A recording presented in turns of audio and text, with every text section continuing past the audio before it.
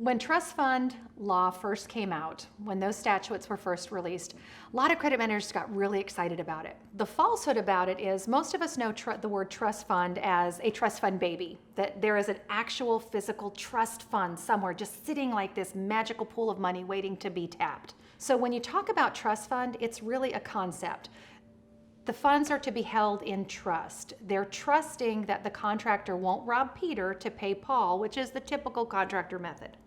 So if you give me your money, I'm going to take that, I'm going to hold it. I can commingle it with other funds, but I have to hold it here as your money.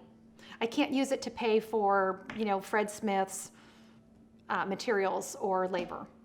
In some states, depending on, some of them do have a lot of teeth to them. The problem is you still have to sue for them. So they're good to know, and it's good to throw out there if you're trying to leverage some collection where, hey, this goes against prompt payment, or you realize you could be subject to trust fund law. Because in some states, that trust fund law holds the owners of the company liable, accountable for that, and they can be sued as well. So let's talk to John about trust funds.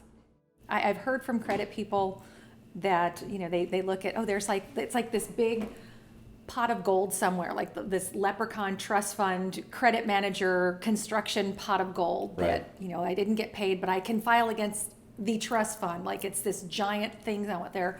You want to really tell us what that actually is? Well, it's only as good as the parties agreeing to do the work. I mean, it should provide a heightened level of security and a heightened duty.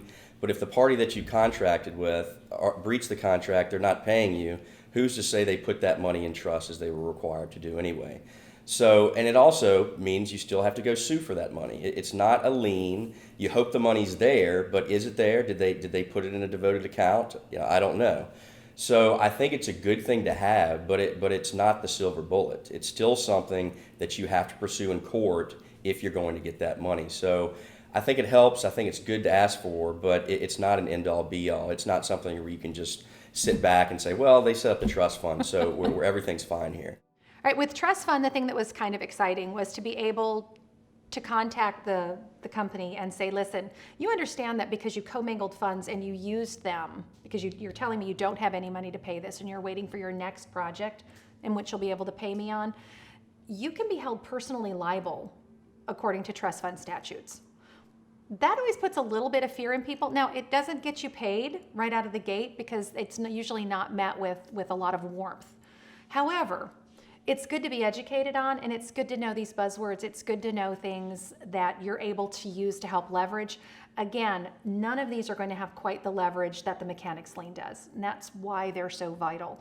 The prompt pay, the trust fund, any security that comes after that, cross-corporate guarantees, any of those things are great added leverage.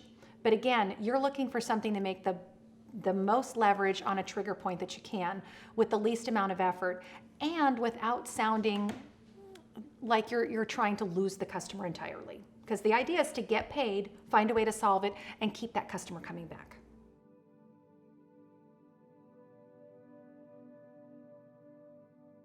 This is just a small taste of a much larger class. You can take the full class for free at levelset.com. Join me.